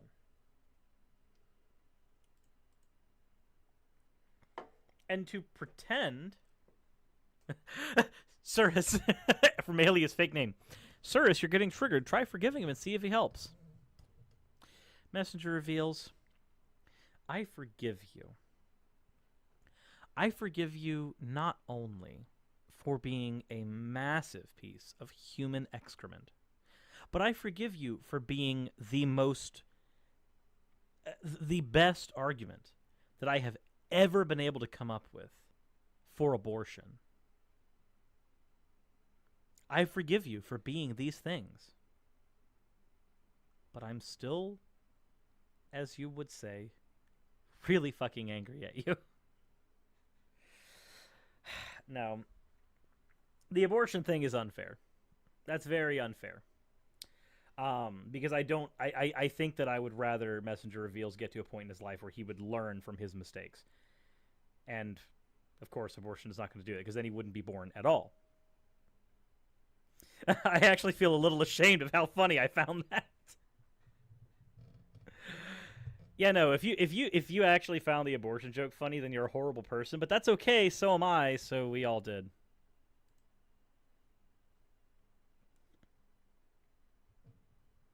No. The actual forgiveness thing does not magically make things just disappear. It doesn't. And to pretend it does is silly. That's like half of it. There's more to it than that, really. But, you know, what are you going to do? What are you going to do?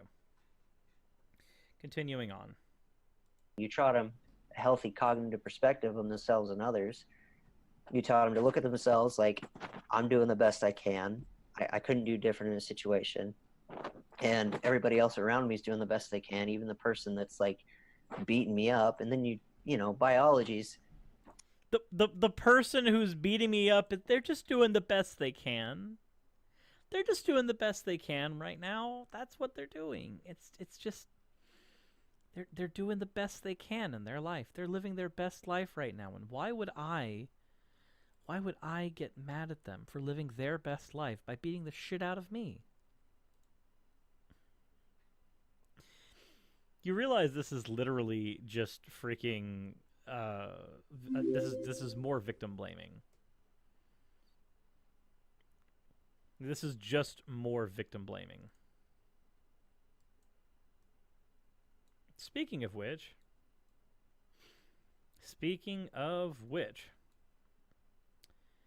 I've also now done a quick change to things. Very important change. Up until this point, we have a $5 super chat from Serin Tito, or Tito. It's one of the two. Please let me know in the chat which one was correct. I forgave my abuser of 2 years, and yet I still have night terrors, panic attacks, and severe anxiety and depression. I can't even enjoy Marvel anymore. Yeah, no, I understand that. You can't just... These things don't just disappear. They don't go away magically, and then everything's fine. But I have done a thing. I probably will regret the thing, but for the past, 6-ish months, Messenger Reveals has been hidden from my channel. Unable to comment, unable to speak, unable to do anything. I have now gone into the community tab and I have unhidden them from the channel so that if they would like to comment on the absolutely stupid shit that they have said, they can do so. To me, somewhat the easiest, because there's tons of stuff already out there on how to take care of your biology, eat right, healthy, exercise. If you took them through that process and then sent them back out into the world, they would not go and be a serial killer anymore. I guarantee it. And that is how you would rehabilitate somebody. Wait, say... And then sent them back out into the world, they would not go, and even the person that's beating me up, and then you know, biology's, to me, somewhat the easiest, because there's tons of stuff already out there on how to take care of your biology, eat right, healthy, exercise. If you took them through that process and then sent them back out into the world, they would not go and be a serial killer anymore. All right, guys, you heard it first here. The one thing between a serial killer and a normal person is having the right diet. If they just learned to eat healthy, they wouldn't kill so many people. If they just learned to eat right, they wouldn't commit murder. What?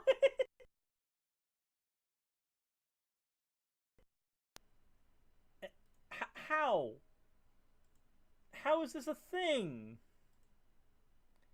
This is a thing that exists on the internet, which means it's a thing that real people did. How did real people do this? Sirs.exe has downloaded insane.exe. Now, you're not wrong. That's where we are right now. I feel like I'm going a little insane. If we just got these people to eat right, they wouldn't commit murder. They wouldn't be serial killers anymore. Now, you are correct about one thing. Cereal is not the most healthy food. And I can easily kill some cereal. Get me some Captain Crunch, and I will just devour it. Or some, frosted chocolate stuff. I will devour the shit out of it. Hell, if somebody wants to donate to my PayPal randomly and send me stuff to go to get cereal, I'll go ahead and eat some fucking cereal. Don't do that, actually. Go donate to Lucifer. They need it much more than I do. And that link is in the description below. Anywho, so if I'm eating healthy, I would not be killing so much cereal. So yes, in that regard, I would not be a serial killer because I'm eating healthy. I'm not killing boxes of cereal. But I don't think that that's the way he meant it. That's not even a charitable read. That's just me looking at it like a joke. Why?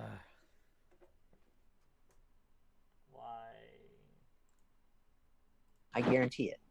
And that is how you would rehabilitate somebody. No, it's not.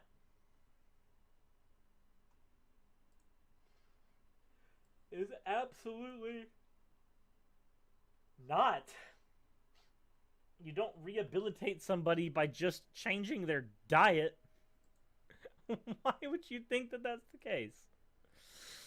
Oh boy. Also, we have submitted a Dragon Surus that says, "Forgive this." At least I think it's a Dragon Surus. Could be wrong. Can I get a citation for that claim? I would love a citation for that claim, but I know it's not going to happen. It was a cat? It was a cat. Cat Surus works just as well. Thank you very much for the correction, Tempo. Can we change their diet to exclusively Pop Rocks and Diet Coke? Cole Logan says, I don't have time to watch, so here's my free $2. Thank you very much, Cole Logan. Their diet will now consist of nothing but warm mayonnaise. Thank you very much for the kitty service. When you have truly have unconditional healing, which means understanding, humility, empathy, and forgiveness, then these three things remain.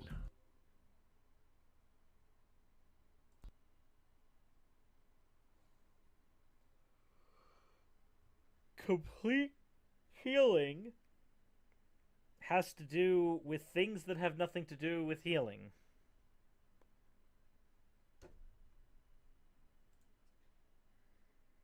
Faith. Is Messenger Reveals just the best argument against pacifism? You have a trust and confidence in someone or something based on belief, knowledge, and experience. And our faith is in God. Our faith is in Jesus, our Savior, becoming like him in our inner being, conforming to his image and likeness so that we can truly be free from the ways of worldly thinking and reasoning and behavior. Okay.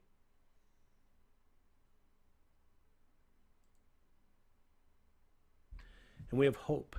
Hope means to expect with trust and confidence, or to desire with an expectation of attainment. So hope is not wishful thinking. Hope is actually having trust or faith in something to come.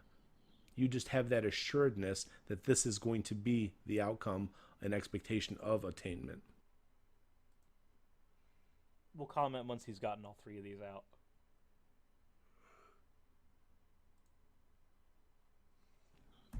And then, of course, love, which is a feeling of deep care and concern for someone or something.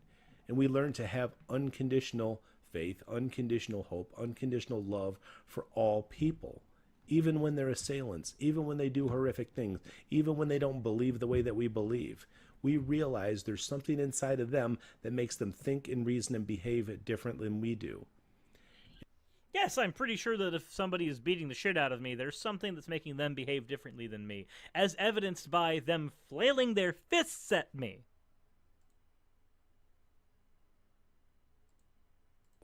Even when they're assailants, even when they do horrific things, even when they don't believe the way that we believe, we realize there's something inside of them that makes them think and reason and behave differently than we do. And people are so bigoted, especially in this YouTube community, of being intolerant. Do you really want to be the person talking about being bigoted when you began one of your earlier slides saying that HRT is one of those chemical healing processes that you're trying to advocate against? Really? Really? Your anti-trans narrative is somehow not bigoted, but the other people in the YouTube community are? That's where we are? That's where this conversation's gone? Okay. Sure. That's fine. Of the beliefs of others because they don't understand why people have them. They're not willing to have conversations. They think themselves above those type of thoughts, and they... But my dude, don't you think that you're above those negative thoughts? Isn't this just all one giant exercise in projection? This whole thing is just one giant exercise in projection. They think they have the right thing, but what they have is what's been given to them.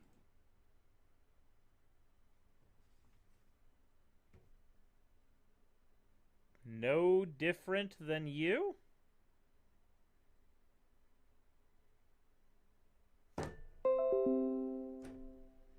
The only thing you have has been given to you from a 2,000-year-old book. What?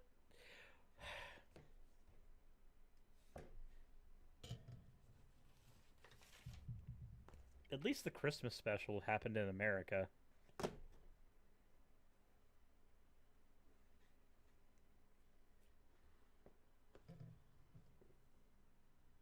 This literally is just projection.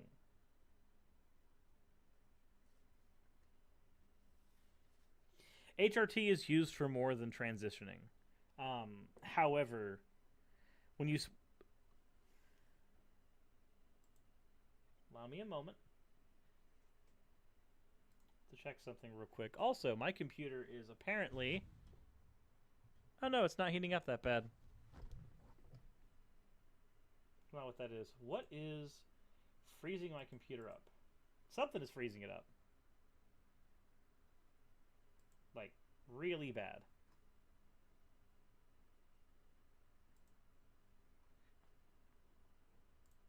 Let's find out.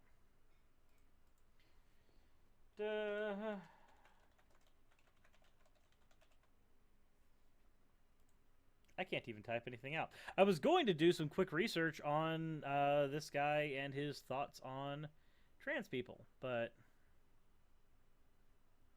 apparently I cannot do so. Because my computer's trying to freeze. Oh, hello, Google Chrome and your blue screen. I also see that Lucifer got another $20 off of the stream, so that's good. That's good. Okay, am I gonna finally be able to use my computer? That would be really cool. Oh boy.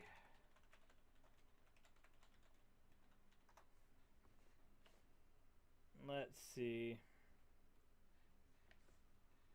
Does he have a blog? Does the Messenger Reveals have a blog? Because, like, if that's the case, that would be super helpful.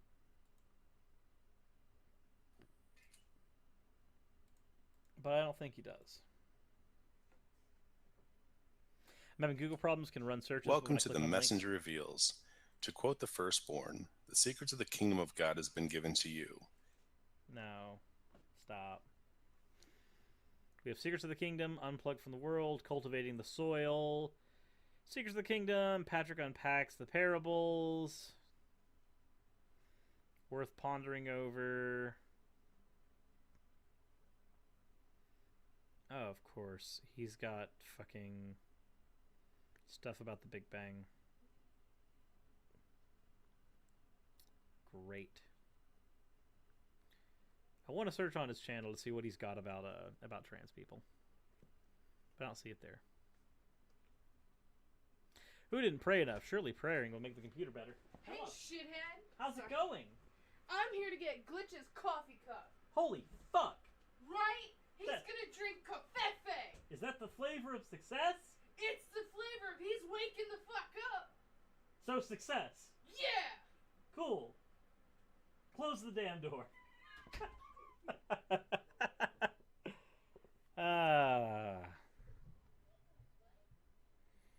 Anywho, I think that's as good of a point to leave off on today. I really do.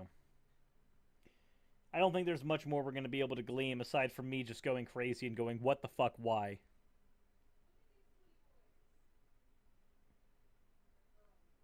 Not to mention things are glitching and my computer's trying to do horrible things right now. Hello! Welcome back. Why have you taken my hammer? Why have you taken the chair? Because you don't need it anymore. Karen, why are you taking the kids? You won't see them for Christmas. Why? Dang it, Guy Cyrus is reacting to. Now his computer is BS sneezing. His computer's allergic to BS.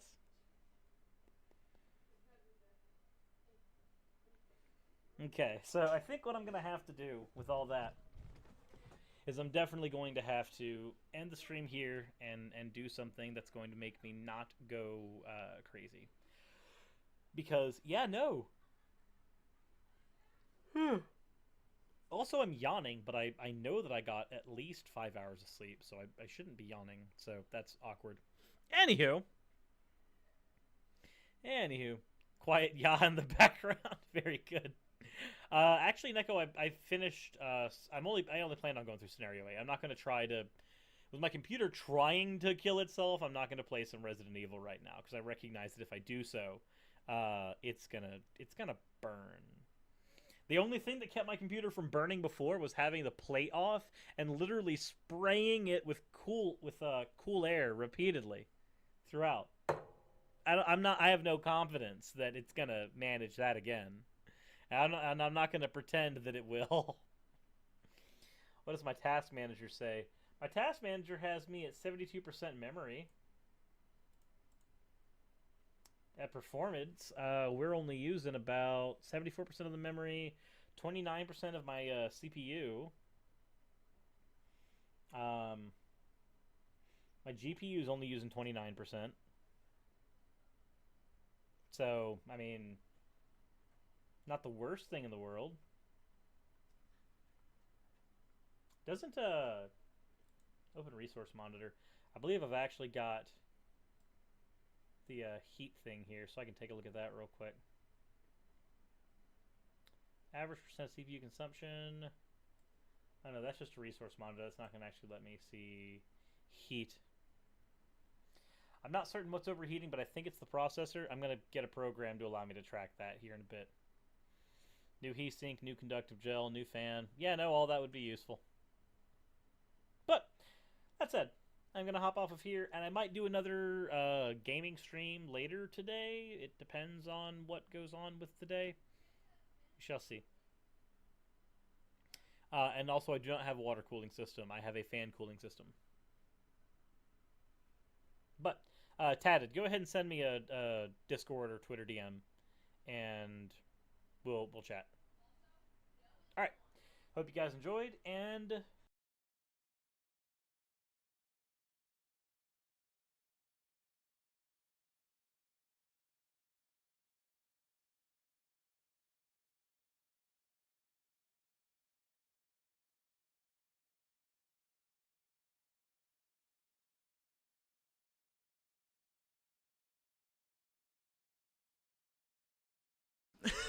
I'm the type.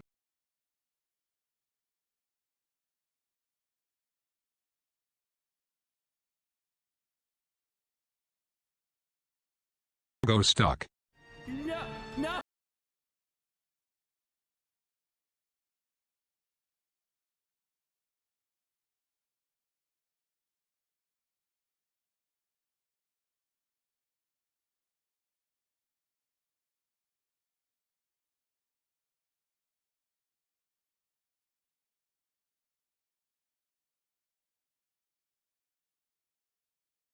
this video was brought to you by the wonderful people on screen here who support me over at Patreon. If you want to support this channel and what I do, then please check the link in the description or the link at the end of the video. What's up, guys? So, my channel doesn't cover anything controversial whatsoever, and as a result, we're going to talk about trans athletes in sports.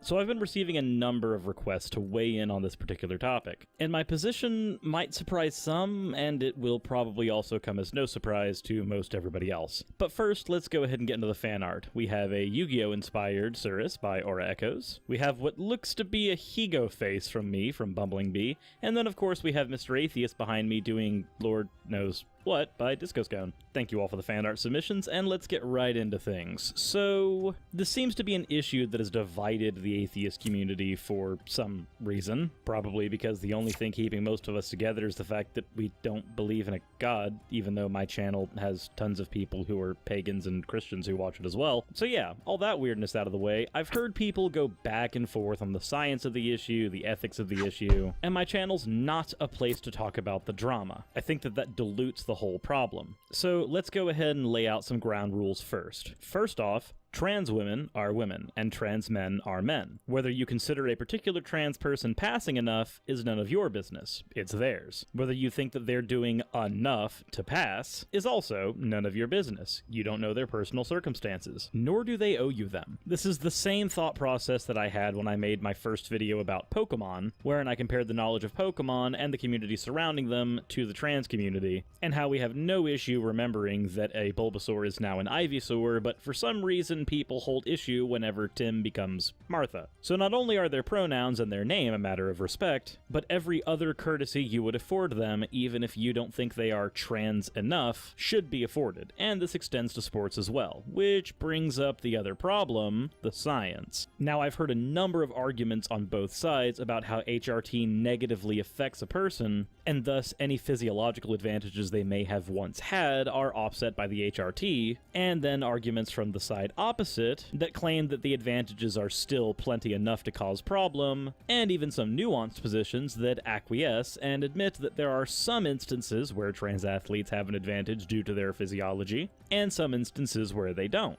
But what I really see here is a lot of people talking past each other on what should be the actual issue. If we're going to hold the stance, as I do, that trans women are women and trans men are men, and this is immutable, and that there is A, no benefit to denying this in society, and B, no negative to just giving people their pronouns, then to be consistent with that, we can't make a special pleading case for sports. But sports are naturally an arena where we want to have fairness even if it is artificially imposed. So, what do we do? Well, maybe this is just the fact that I'm a gamer and I spent my entire time growing up playing competitive card games and video games, that it just never really occurred to me that gendered sports made any sense. It does happen to be that there are more competitive males currently in games like League of Legends, StarCraft, Magic the Gathering, Yu-Gi-Oh!, etc., but there's never a part where women or anyone else in between are denied the ability to compete based solely on their gender. To which the obvious rebuttal is that, of course, because physiology doesn't play as much of a role in those particular competitions, it doesn't make any sense to gender them. But I honestly think that this is just a sidestep of the issue, because if the argument is that physiology is the problem, then that is what we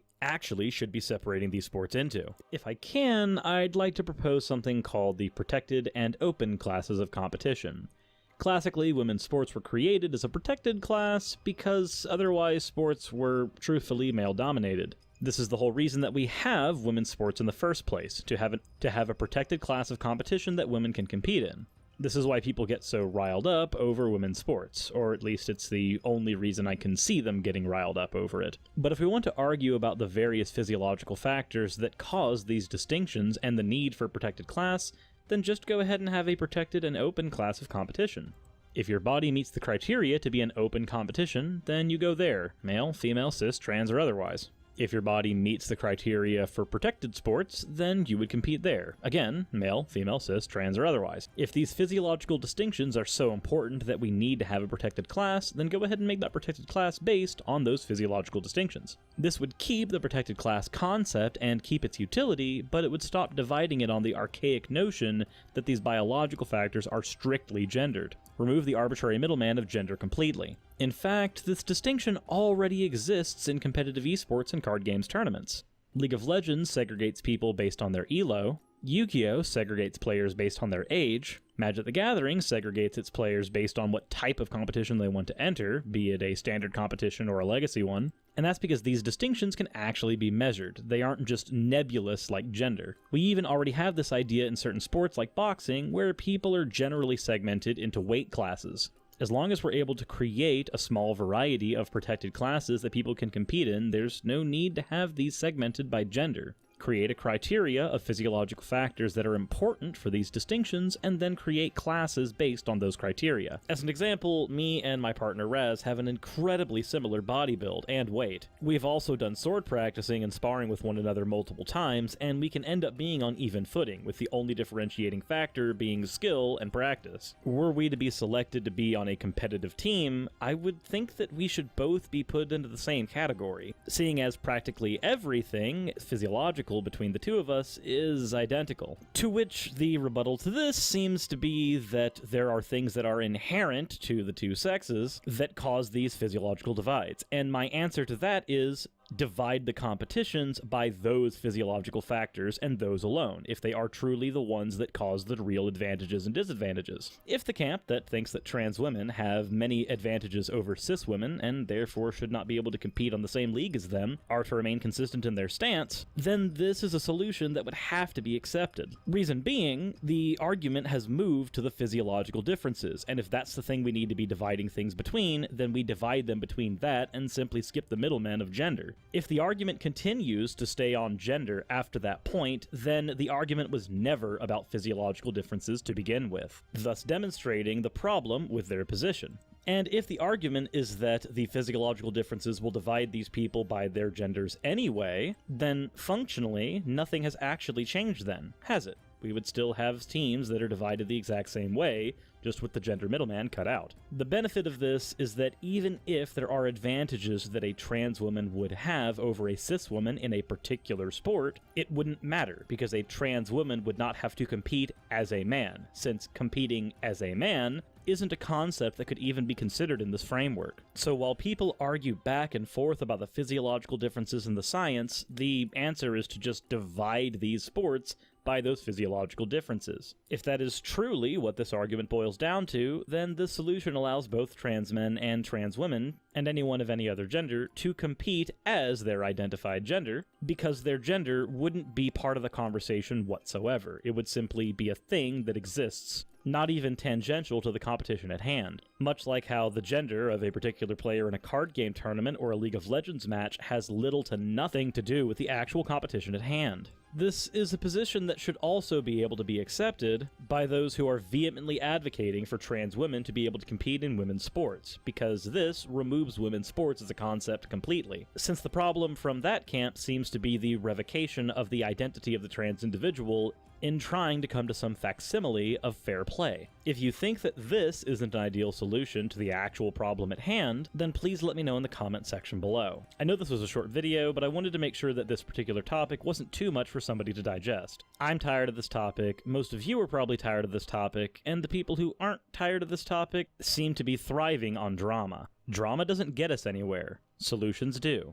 Now, the obvious secondary problem is that even if this is the correct solution, I literally have no power to implement it. Nor, as far as I know, does anyone in my audience, or practically any audience, of anyone who's been involved in this conversation. But still, the conversation's being had, and there's my 2 cents on it. Now, anytime that I see somebody try to link me on Twitter to try to rope me into this conversation, I'm just gonna link them this video. Let trans women and trans men compete as their genders. The idea of gendered sports is completely archaic and has no place in the modern world. If you're going to have this argument about biology, then go ahead and make the actual divides about biology. Anyways, I hope you've enjoyed this video, and if you did, go ahead and leave a like and share it with your friends. Can't wait to see you all on Monday's live stream, and I may do a video game live stream at some point today. Anywho, insert end.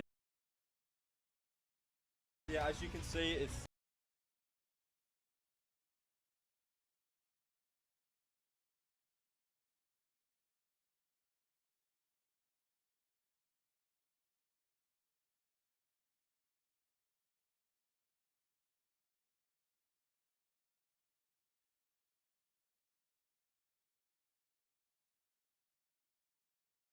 career women, you've got a lot of splaining to do, at least according to the transformed wife, Lori Alexander. That's right. That's what we're back to. That's what we're doing today. You know what? This is almost a pick-me-up, because the topics we've been covering lately, and just, it's gotten real heavy, and in a way, I'm kind of excited about today's episode. In fact, before we even start, let me give you a quick preview of Lori's best arguments in the highest art form, scat. Zibbity bop bop zibbity, it's all bullshit. I'm Mr. Atheist. Let's do this.